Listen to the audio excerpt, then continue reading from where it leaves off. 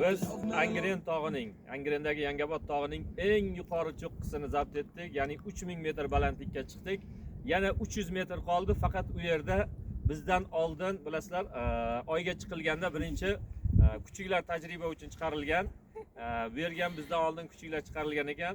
Cho'ponlarda ikkita alabay kuchugi bor, katta bilasizlar, alabay kuchugi, bo'ri bosarlar. Shularning hurmati 300 metr yurmadik.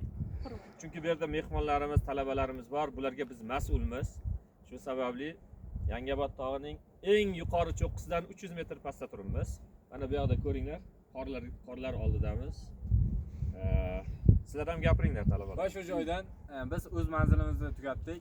Va biz endi buni ortga uddaladik. qaytishga Yaqinroq kelsangiz ovozimiz eshitiladimi degan umiddamizda. Katta ehtimol bilan shamol bilan eshitilmayapti.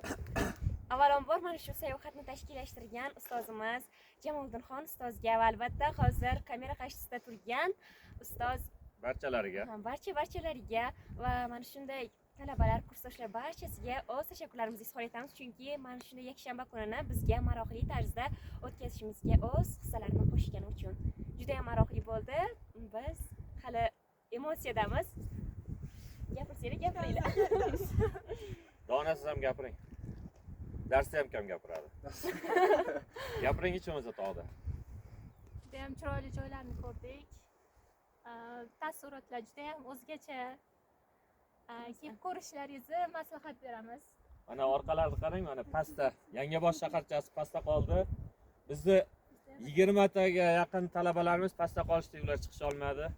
Biroz Kelmaganlar armonda, kelganlar darmonda.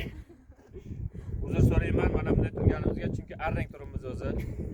Bu cho'qqiga ham chiqish o'zi bo'lmadi. Qorning havosi kelib turibdi mana.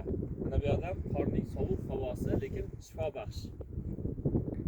Tezroq yarim soat ichida tushmasak, bu yerdan yarim soatda tushishni boshlamasak, katta ehtimol bilan yana 1 soatlardan keyin sharrosh yomg'irlar yog'ishni boshlaydi. Chunki biz ko'rganmiz bu yerda yomg'irini, tepada muz aralash yog'adi yomg'ir. Ya'ni xuddi qorga o'xshagan yomg'ir yog'adi, ham sovuq, ham mana bu yer juda loyqalanadi. Ya'ni bu loyda keyin yurish juda qiyin bo'ladi. Lekin bir tomoni yaxshiki, tez tushamiz, sirpanib. Faqat eson-omon tushishimiz. Salomat tushishimiz kafolatlanmagan faqat. Ana Xitoydagi baland bir tog'da yozib qo'yilgan ekanda. Xitoydagi baland bir tog'da yozib qo'ygan ekan. Mana bu zinadan pastga tushishlik yarim soatlik.